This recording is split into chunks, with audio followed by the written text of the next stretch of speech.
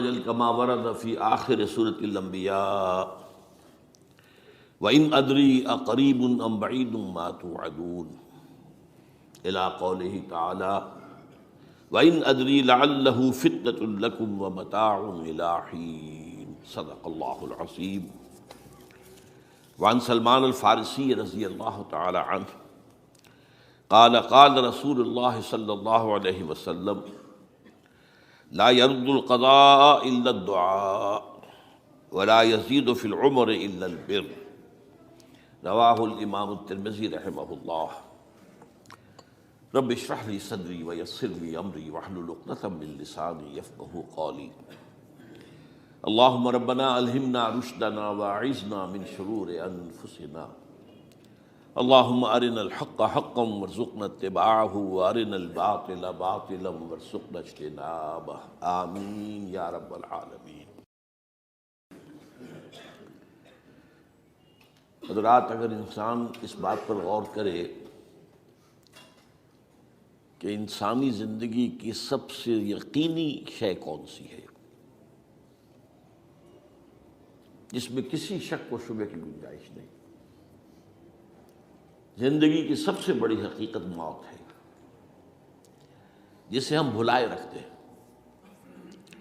اگر کسی عزیز کی نماز جنازہ پڑھتے ہیں تب بھی یہ خیال نہیں آتا کہ اس وقت ہم بھی ہو سکتا تھا کہ یہاں پر بجائے ان کے میرا لاشا ہوتا. کچھ تھوڑی سی تو ہوتی ہے.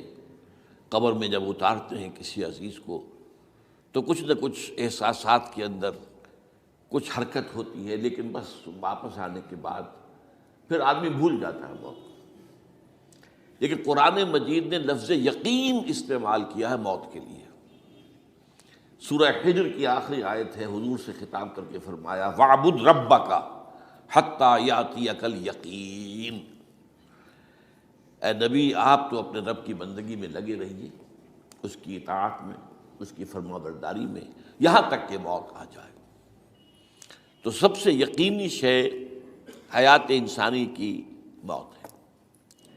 اسی طرح اس کائنات کی سب سے یقینی شے قیامت ہے. کچھ عرصے پہلے تک جب سائنس آئی تھی، خاص طور پر نیوٹن کا دور تھا، آپ کو یاد ہوگا بہت سو کو جو اصول تھے، میٹر از انڈسٹرکٹیبل، میٹر ڈسٹرائے نہیں ہو سکتا. عام گمان یہ تھا کہ کائنات ہمیشہ سے ہے، ہمیشہ رہے گی. یہ اس دور کا یہ تھا جو ذہنوں میں تصور تھا، جس کو نیوٹونین ایرا آف فزکس کہا جاتا ہے، فزکس کا نیوٹن کا دور. اور ویسے وہ بابا آدم ہے، ماڈرن فزکس کا باپ جو ہے وہ اس میں کوئی شک نہیں، نیوٹن ہے. ڈاکٹر مائیکل ہارٹ کی کتاب کا کئی دفعہ تذکرہ میں نے کیا آپ سے کہ تاریخ انسانی کے 100 اشخاص چن لیے جنہوں نے تاریخ کے دھارے کو رخ موڑا، اور ان 100 میں پھر گریڈیشن قائم کی. A selection and gradation of the 100 most influential personalities of human history. Number 1 پر حضور کو لایا، نمبر 2 پر نیوٹن کو لایا. یہ ساری جو آپ دیکھ رہے ہیں سائنس کی ترقیاں اور اس کے اکتشافات، انکشافات، ایجادات، یہ سب جو ہے اس کا بابا آدم نیوٹن ہے. لیکن نیوٹونین فزکس کے اندر بہت سی خامیاں تھیں جو بعد میں واضح ہوئی ہیں، اور آج کا دور آئنسٹائن ایرا کہلاتا ہے. یہ تو اس وقت یہ تھا کہ میٹر انڈسٹرکٹیبل ہے. اب کہتے ہیں نہیں، میٹر تو ڈسٹرائے ہو سکتا ہے، it can change into energy at any time. اور آج تصور یہ ہے کہ اس کائنات کا آغاز بھی ایک خاص وقت پر تھا، بگ بینگ، جس کا ذکر کئی دفعہ میں کر چکا ہوں، اور ایک وقت میں یہ کائنات پھر ختم ہو جائے گی. اور عجیب نقشہ سائنس آج وہی پیش کر رہی ہے جو قرآن مجید کی آیت میں ہے کہ اس دن ہم لپیٹ دیں گے آسمانوں کو، یوم نطوی السماء کطی السجل للکتب کما بدانا نعیدھا. یہ جس طریقے سے کہ پھل جھڑی ہوتی ہے ایک، وہ اس طریقے سے پھیلتی ہے پھل جھڑی، تو اس طریقے سے یونیورس پھیلی ہے، اس کی گیلیکسیز جو ہیں پھیلی ہیں، اور پھر یہ ریورس ایکشن اسی طریقے سے ہوگا، یہ لپیٹ لیا جائے گا. جیسے کہ پچھلے زمانے میں کتابوں کے تومار ہوتے تھے. کتابیں اس طرح کی نہیں ہوتی تھی مجلد جو آپ دیکھتے ہیں، بلکہ یہ کہ ایک کاغذ ہو گیا پورا لکھ لیا، اب یہاں پر کچھ گوند لگایا، دوسرا کاغذ لگا دیا، اس کو طے کر لیا. اب اس کے بعد تیسرا کاغذ یہاں لگا دیا، یہ طے کرتے چلے آ رہے ہیں۔ اس کو اسکرولز کہتے تھے، دی ڈیڈ سی اسکرولز بہت مشہور ہوئے ہیں کہ یہ جو بحیرہ مردار ہے اس کے قریب کی کچھ غاروں میں سے انجیل کے بہت پرانے مینuscripts جو برآمد ہوئے تھے تو ان کو ڈیڈ سی اسکرولز کہتے ہیں۔ تو یہی ہے۔ بہرحال میں نے عرض کیا کہ انسان کی انفرادی زندگی کی سب سے بڑی حقیقت موت، اس کائنات کی سب سے بڑی حقیقت قیامت۔ قیامت سے پہلے کے بارے میں ایک حقیقت ہے جس پر کہ ہر مسلمان کو یقین رکھنا چاہیے، اور وہ یہ ہے کہ اس قیامت سے پہلے پوری دنیا میں حق کا بول بالا ہوگا۔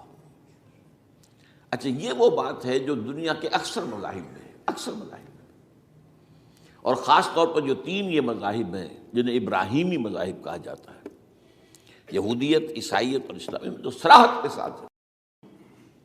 یہود کے ہاں بھی عقیدہ موجود ہے، عیسائیوں کے ہاں بھی ہے، مسلمانوں کے ہاں بھی ہے کہ اس سے پہلے، اس کائنات کے ختم ہونے سے پہلے، اس زمین کی قیامت آنے سے پہلے اس پر اللہ کا دین غالب ہوگا، کنگڈم آف ہیون اور ارتھ۔ اور یہی بات حضرت مسیح نے کہی تھی اپنے اس وقت کے جن یہودیوں سے مخاطب تھے، ریپینٹ، توبہ کر لو، for the kingdom of heaven is at hand. اب جو وہ ہے آسمانی بادشاہت آیا چاہتی ہے، وہ آسمانی بادشاہت تھی حضور کا ظہور صلی اللہ علیہ وسلم، جس سے کہ وہ آسمانی بادشاہت قائم ہوئی اور پھر پھیلی کتنے بڑے علاقے میں، لیکن بہرحال پوری دنیا میں نہیں پھیل سکی۔ وہ کچھ کے اسباب کیا تھے وہ اس وقت میرا موضوع نہیں ہے، لیکن پھیلنا ہے اس کو۔ اس سے قبل کیا ہونا ہے، یہ جو تیسری بات میں نے کہی ہے اس پر آپ کو یقین ہونا چاہیے، اس لیے کہ احادیث صحیح آ گئی ہے۔ قرآن مجید کا سورہ کبریٰ دلالت کرتا ہے اس پر کہ حضور کو بھیجا گیا غلبہ دین کے لیے، اور بھیجا گیا پوری نوع انسانی کے لیے۔ تو جب تک پوری نوع انسانی پر دین غالب نہ ہو، حضور کا مقصد بعثت ابھی مکمل نہیں ہے۔ اسی کو اقبال نے کہا تھا، وقت فرصت ہے کہاں، کام ابھی باقی ہے، نور توحید کا اتمام ابھی باقی ہے۔ یہ چمن معمور ہوگا نغمہ توحید سے، ایک وقت آئے گا کہ پورا یہ قرہ جو ہے نغمہ توحید کے ساتھ اس کا جو ہے گونج جائے گا، لیکن یہ کہ ابھی تو نہیں ہوا ہے، نہ ہونا ہے۔ اس سے پہلے کا معاملہ ایک ہے کہ جس کی خبریں دی گئی ہیں، اور وہ ہے کہ قیامت میں اس نظام دین حق کے غالب ہونے سے پہلے بڑی خوفناک جنگوں کا ایک سلسلہ ہے جس کی خبریں دی گئی ہیں۔ یہ یہود کے ہاں بھی ہیں خبریں موجود، عیسائیوں کے ہاں بھی ہیں۔ جو بائبل کا آخری باب ہے، ریولیشنز آف سینٹ جان، وہ کاشفات یوحنا ترجمہ کیا جاتا ہے، اور حضور کی احادیث میں بھی موجود ہے۔ ملاحم، باب الملاحم، یہ بہت سی کتابوں کے اندر باقاعدہ ابواب ہیں۔ ایک باب، باب الملاحم، جنگوں کا باب۔ ان میں سے ایک جنگ وہ ہے جسے کہا ہے اس یوحنا کی مکاشفات میں آرمگدان، اور غالباً اسی کو حضور نے قرار دیا ہے الملحمۃ العظمیٰ، عظیم ترین جنگ، الملحمۃ الکبریٰ۔ تو یہ بھی یقینی چیزیں ہیں کہ جو ہونے والی ہیں۔ یہ ملاحم کیوں ہوں گے؟ اب اس میں اچھی طرح سمجھ لیجئے کہ اس میں ایک تو ہے عذاب اکبر جو آئے گا یہودیوں پر، ایک ہے عذاب اصغر جو آئے گا مسلمانوں پر۔ میں نے یہ آج سے کوئی 20 سال پہلے کتاب لکھی تھی، وہ جو مختلف، پہلے تو وہ نوائے وقت کے اندر کالم کی شکل میں شائع ہوئی تھی، پھر یہ کہ موجودہ اور سابقہ مسلمان امتوں کا ماضی، حال اور مستقبل، غالباً اس وقت آؤٹ آف پرنٹ ہے وہ کتاب۔ بہرحال جن کو بھی دلچسپی ہو وہ اسے کہیں سے حاصل کر لیں، لائبریری سے، مکتبے سے مل جائے گی، اور پڑھے اس کو۔ یہ 20-22 سال پہلے کی بات ہے، کوئی آج کی بات نہیں۔ تو اس میں ان تمام چیزوں کا میں نے تذکرہ کیا ہے، اس لیے کہ عذاب اکبر اس کو کہتے ہیں کہ کسی قوم کا نام و نشان مٹا دیا جائے۔ یہ عذاب اکبر آتا تھا صرف ان قوموں پر جن کے طرف رسول بھیجے گئے اور قوموں نے بحیثیت مجموعی رسولوں کا انکار کیا، ان پر وہ عذاب آئے۔ اسے عذاب استیصال بھی کہتے ہیں۔ فَقُطِعَ دَابِرُ الْقَوْمِ الَّذِينَ ظَلَمُوا، ان کی جڑ کاٹ دی گئی۔ ایک جڑ کاٹنا ہوتا ہے، ایک درخت کو کاٹنا ہوتا ہے، درخت تو کٹے گا تو پھر دوبارہ جڑ میں سے شاید وہ نکل آئے، لیکن نہیں، جڑ سے اکھیڑ۔ لَا يُرَىٰ إِلَّا مَسَاكِنُهُمْ، یہ عذاب جو ہے اب کسی قوم پر نہیں آ سکتا، اس لیے کہ اب کوئی رسول تو آئے گا ہی نہیں۔ لیکن ایک قوم پر یہ تاریخ کے قرضے کی حیثیت سے موجود ہے، اور وہ قوم یہود ہے۔ ان کی طرف رسول بھیجے گئے حضرت عیسیٰ ابن مریم، رسولا الی بنی اسرائیل، اور انہوں نے یہ بات تو بہت دور کی تھی کہ مانتے انہیں اور ان پر ایمان لاتے، الٹا جو کچھ کیا ہے آپ کو معلوم ہے۔ انہیں ولد الزنا قرار دیا، جادوگر قرار دیا، واجب القتل قرار دیا، اور اپنے بس پڑتے سولی پر چڑھوا کر دم لیا۔ حالانکہ بات ہوا یہ نہیں ہے، اللہ نے انہیں اس سے پہلے ہی زندہ اٹھا لیا آسمان پر، دوبارہ وہ آئیں گے۔ بہرحال لیکن اس قوم کے اوپر وہ عذاب جو ہے وہ قرض ہے تاریخ کا، وہ قرض ادا ہوگا۔ حضرت مسیح علیہ السلام ہی آئیں گے دوبارہ، اور ان کے ہاتھوں اس امت کا خاتمہ ہوگا، ایک ایک فرد ختم ہو جائے گا۔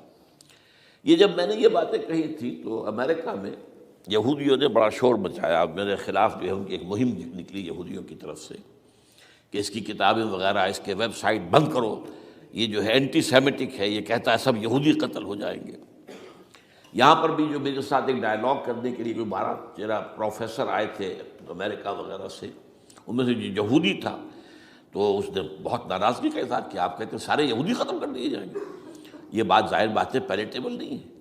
لیکن پھر ہمارے ساتھی جو وہاں پر تھے امریکہ میں پریشان ہوئے کہ آپ کے خلاف یہاں پر اب یہ مہم شروع ہو گئی ہے، تو میں نے بتایا کہ یہ تو جو زائنسٹ ہے، جوش زائنسٹ، اور اس کے ساتھ ہیں کرسچن زائنسٹ۔ کرسچن زائنسٹ کا رسالہ نکلتا ہے ٹرمپٹ، دی فلاڈلفیا ٹرمپٹ، اس کے مدیر نے خود لکھا ہے کہ 80% یہودی قتل ہو جائیں گے۔ اس کو میں نے یوں سمجھا ہے کہ 20% وہ ہوں گے کہ جو حضرت مسیح کی آمد ثانی پر ایمان لے آئیں گے، وہ بچ جائیں گے، لیکن باقی جو اڑے رہیں گے اس کے بعد بھی تو وہ ختم کیے جائیں گے۔ تو یہ عذاب الاکبر جو ہے تاریخ کا ایک قرض ہے کہ جو ادا ہوگا، ورنہ کسی اور قوم پر یہ عذاب اکبر اب نہیں آ سکتا۔ لیکن دوسرے درجے میں یہ عذاب ہوگا امت مسلمہ پر۔ امت مسلمہ بھی تو عذاب کی مستحق ہو گئی۔ وہ عذاب جو یہودیوں پر بہت پہلے آئے تھے، ضربت علیہم الذلۃ والمسکنۃ وباؤوا بغضب من اللہ، یہ تھا کہ نہیں تھا؟ حالانکہ انہوں تو یہ خیال تھا کہ we are the chosen people of the lord, ہم تو اللہ کی منتخب قوم ہے، وی آر دی، قرآن کہتا ہے کہ ان کا قول یہ تھا نحن ابناء اللہ واحباؤہ، ہم تو اللہ کے بیٹوں کی طرح ہیں اور اللہ کی جو ہے بہت چہیتے ہیں۔ کہ عذاب آئے، نبوکدنضر کے ہاتھوں آیا، اسیرینز کے ہاتھوں آیا، پھر یونانیوں کے ہاتھوں، الیگزینڈر دی گریٹ کے ہاتھوں آیا، پھر رومنوں کے ذریعے سے آیا، اور پچھلی صدی میں جرمنوں کے ذریعے سے آیا۔ تو عذاب آئے، یہ عذاب تو، لیکن قوم ختم نہیں ہوئی۔ وہ عذاب اکبر نہیں تھے، یہ عذاب مختلف حصوں میں آئے اور بڑی بڑی تباہیاں آئیں، لیکن وہ عذاب اکبر نہیں تھے۔ اسی طرح کے عذاب ہم پر بھی آئے، ہم پر کروسیڈرز آئے اور لاکھوں مسلمان قتل ہوئے۔ یروشلم ہمارے ہاتھ سے 88 برس تک نکلا رہا، اور اس پر عیسائیوں کا قبضہ رہا، ندیاں خون کی بہہ گئی مسلمانوں کی، اور پورا میڈیٹرینین کا ایریا جو ہے تقریباً قبضے میں رہا ہے عیسائیوں کے۔ پورا یورپ اس وقت آیا تھا۔ یہ جو کروسیڈ نا 250 برس تک وہ جاری رہے، waves after waves of the crusaders coming and attacking and conquering this cities, یہ جتنی بھی فلسطین وغیرہ کا علاقہ ہے جس کے اندر ان کا اثار ہے، اور شام کا علاقہ ساحلی۔ پھر آپ کو معلوم ہے ہمارے اوپر عذاب اس سے بھی بڑا، اس سے کئی گنا بڑا آیا تاتاریوں کے ہاتھوں،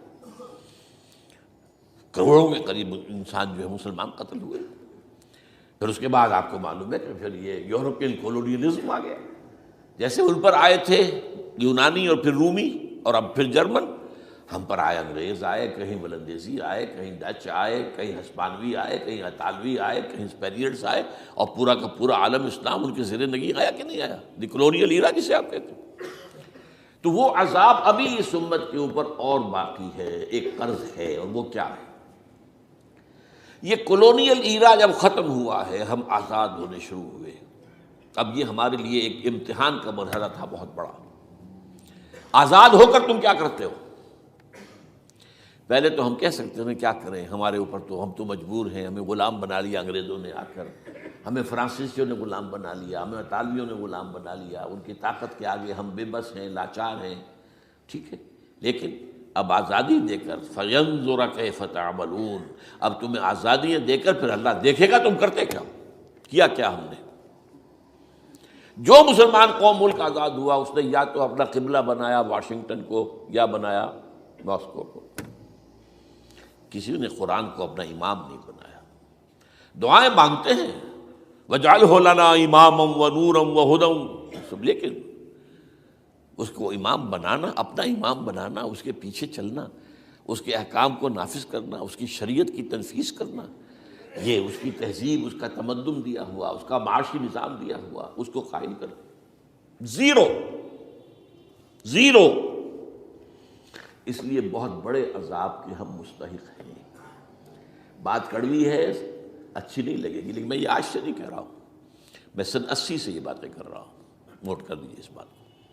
البتہ اس میں یہ ہے کہ اس امت کا معاملہ سب کا ایک جیسا نہیں، لیسو سواء، جیسے سورہ آل عمران میں کہا گیا ہے کہ یہ اہل کتاب بھی سب ایک جیسے نہیں ہیں، ان میں بھی کچھ نہ کچھ نیک لوگ تھے، امت قائمۃ آناء اللیل، راتوں کو کھڑے رہنے والے، عبادت کرنے والے موجود تھے۔ عیسائیوں میں احبار اور رہبان جو تھے وہ بڑے نیک لوگ تھے، اس وقت بھی موجود تھے، لیکن بحیثیت مجموعی کا معاملہ کیا ہے اس کو دیکھنا پڑتا ہے نا، بحیثیت مجموعی صورتحال کیا ہے۔ تو صورتحال کیا ہے کہ ہم نے کہیں بھی اللہ کے دین کو قائم نہیں کیا، مذہب تو ہے لیکن ظاہر بات ہے کہ جرم جو ہے تو پوری امت کا، لیکن سب برابر نہیں ہے۔ سب سے بڑے مجرم عرب مسلمان،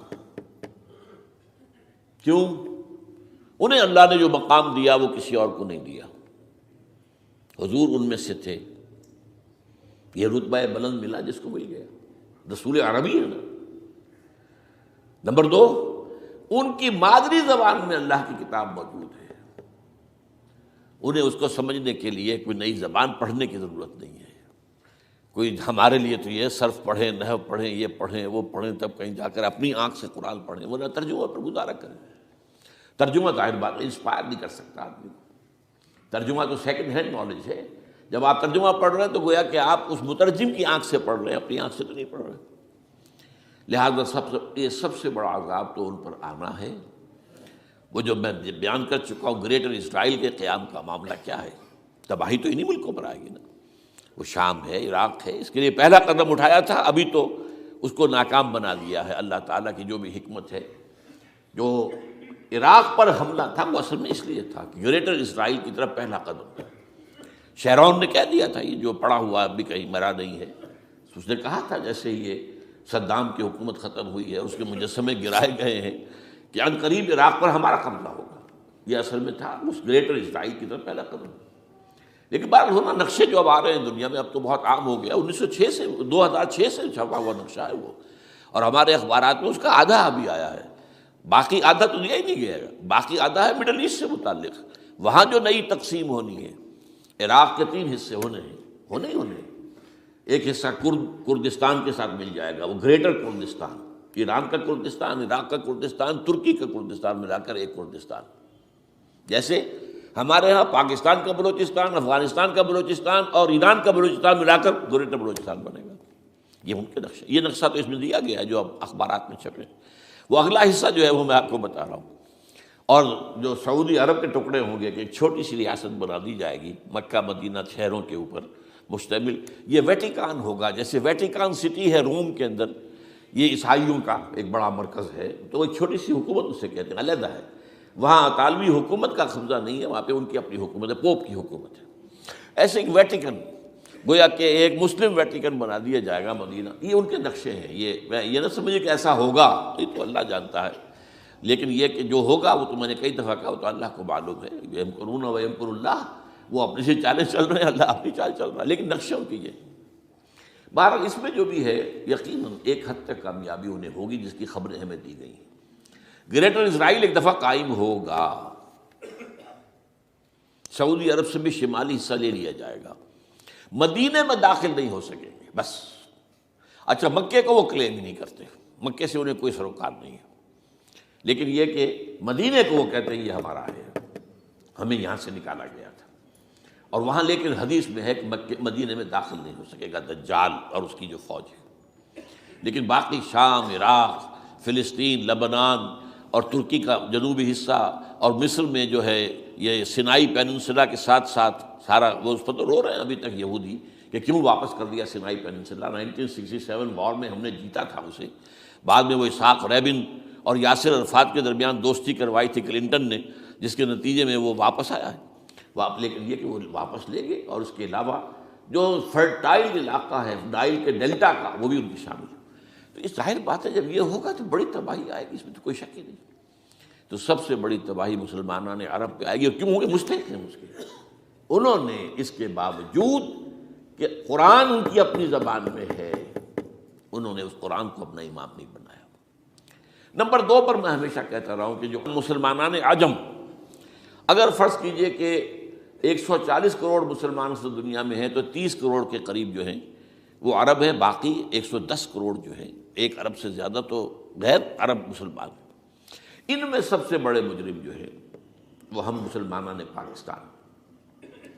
ہم نے ایک تقسیم کرائی اسلام کے نام پر، ہم نے کہا کہ ہم اسلام کا نظام قائم کریں گے، اور اللہ نے ہمیں معجزے کے طور پر ملک عطا کر دیا پاکستان۔ اب قمری حساب سے 63 برس گزر چکے ہیں، جو آپ 61 کہتے ہیں، اگر قمری حساب رکھیں 63 برس ہو چکے، کہاں ہے وہ اسلام؟ لہذا مستحق۔ لیکن اب اس میں یہ ضرور ہے کہ ابھی پاکستان کے معاملے کو میں سمجھتا ہوں کہ ہینگنگ ان دی بیلنس والا معاملہ ہے، ابھی نہیں کہہ سکتے۔ اللہ تعالیٰ شاید کوئی توفیق دے دے، کوئی معجزہ ہو جائے، کیونکہ میرا تو یقین یہ ہے کہ یہ قائم بھی معجزے سے ہوا ہے، جس پر میں نے تفسیراً کتاب میں لکھا ہوا ہے اپنی استحکام پاکستان، اور اب کوئی دوبارہ معجزہ ہو سکتا ہے۔ اور وہ معجزہ کیا ہوگا؟ کہ پوری قوم میں توبہ کی ایک کیفیت پیدا ہو جائے، اللہ کے کرنے سے ہو سکتی ہے۔ تمام انسانوں کے دل جو ہے اللہ کی 2 انگلیوں کے مابین ہے، حضور نے ہمیں خبر دی ہے، جدھر چاہتا ہے پھر دیتا ہے، تو کوئی عجب نہیں کہ ایسا ہو جائے۔ بہرحال اس اعتبار سے میں آپ سے عرض کر رہا ہوں کہ یہ پاکستان کے بارے میں نے جو آپ کو 2 آیتیں سنائی ہیں سورہ انبیاء کی، اس آخر کے حصے میں آئی ہیں سورہ انبیاء میں، وَإِنْ أَدْرِي أَقَرِيبٌ أَمْ بَعِيدٌ مَا تُوعَدُونَ۔ دیکھو لوگوں، مجھے یہ معلوم نہیں ہے کہ جس عذاب خداوندی کا تم سے وعدہ کیا جا رہا ہے وہ قریب آ گیا یا دور ہے۔ یہ حضور سے کہا جا رہا ہے، قل، آپ یہ کہہ دیجیے، ان ادری اقریب ام بعید ما توعدون۔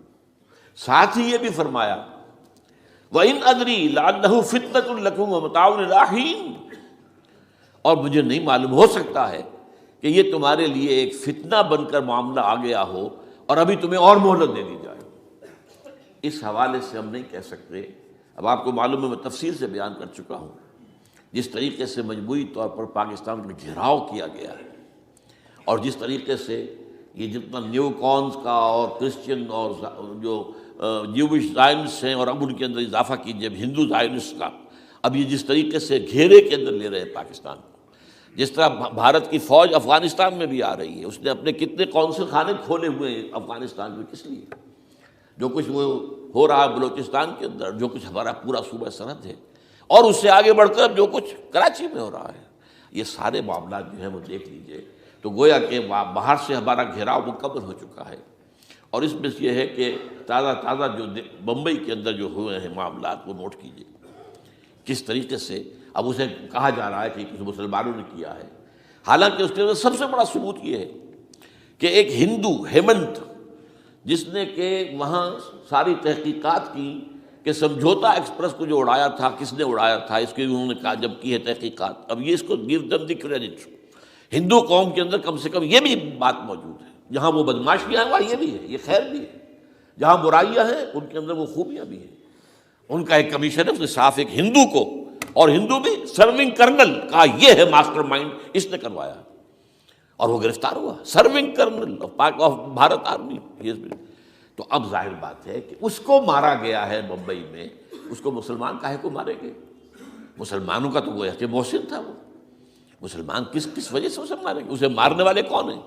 وہی ہندو زائنسٹ کہہ لیجئے ان کو، یا ہندو تشدد پسند کہہ لیجئے، جو پاکستان کو ختم کرنے پر تلے بیٹھے ہوئے ہیں۔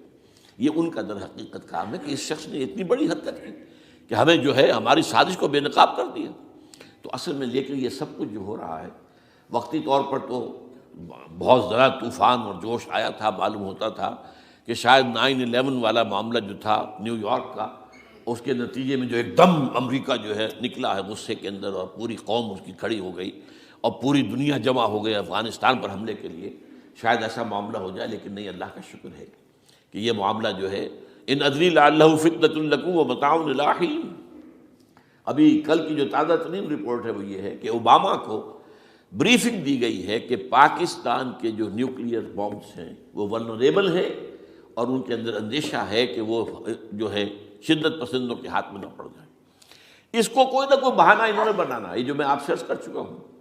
کچھ ہمارے لوگوں کو یہ امیدیں ہو گئی تھی براک اوباما کے آنے سے، یہ میں نے پھر اس کے بعد ایک مضمون میں پڑھا ہے، آپ کے لیے بھی نئی بات ہوگی۔ براک کا لفظ جو ہے اس میں یہ بھی اسلامی ہے، یہ برکت سے ہے، اس لیے کہ اس کا باپ جو ہے وہ سواحلی علاقے کا، سواحلی زبان جو ہے، کینیا کا ساحلی علاقہ جو ہے وہ سواحلی زبان جو ہے اس میں عربی کی بڑی آمیزش ہے، کیونکہ وہ تو بہت قریب ہے نا، عرب سے کتنا فاصلہ ہے، وہ درمیان میں وہ ریڈ سی ہے، بڑا چھوٹا سا سمندر ہے، تو سواحلی زبان میں عربی اثرات ہیں۔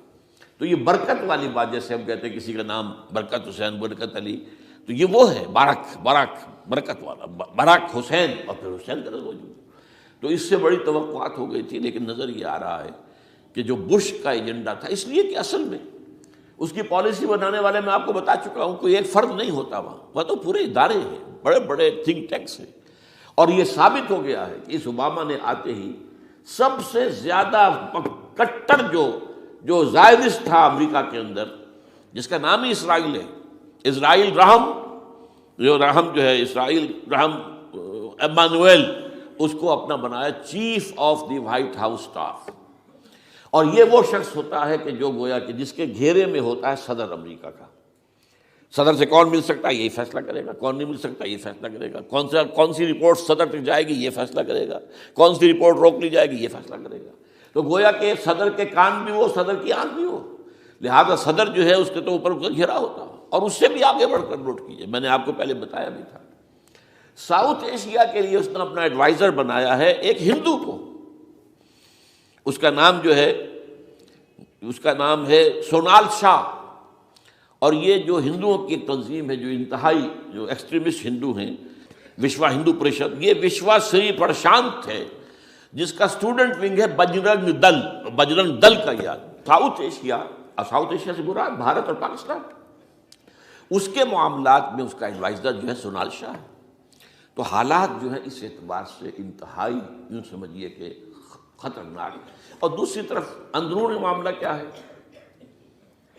سائنس کی دو اصطلاحات آپ نے سنی ہوگی، centrifugal forces, centripetal forces. Centrifugal وہ ہوتی ہے کہ جو مرکز سے توڑنے والی ہوتی ہے، بھاگتا ہے ہر ایک مرکز کو چھوڑ کر، یہ سینٹریفیوگل فورسز۔ سینٹریپیٹل وہ ہوتی ہیں جو مرکز کی طرف لانے والی ہوں، جو ایک مرکز کے گرد لوگوں کو جمع کرے، تو مرکز گریز اور مرکز کی طرف رخ کرنے والی۔ ہمارے پاس سینٹریپیٹل فورس صرف ایک ہے، وہ اسلام ہے، اور وہ ہے نہیں۔ ہر چند کہیں کہ ہے، نہیں ہے، کہاں ہے؟ نظام کہاں ہے؟ مذہب تو ہے، مذہب تو انڈیا میں بھی ہے، مذہب امریکہ میں بھی ہے، مذہب کی تو کوئی کمی نہیں ہے۔ فاسٹسٹ گروئنگ ریلیجن میں نے بارہا کہا ہے، دنیا میں مانا جا رہا ہے کہ اسلام، لیکن مذہب دین کہیں نہیں۔ حضور بھیجے گئے تھے دین کو غالب کرنے کے لیے۔ هو الذی ارسل رسولہ بالہدی ودین الحق لیظہرہ علی الدین کلہ۔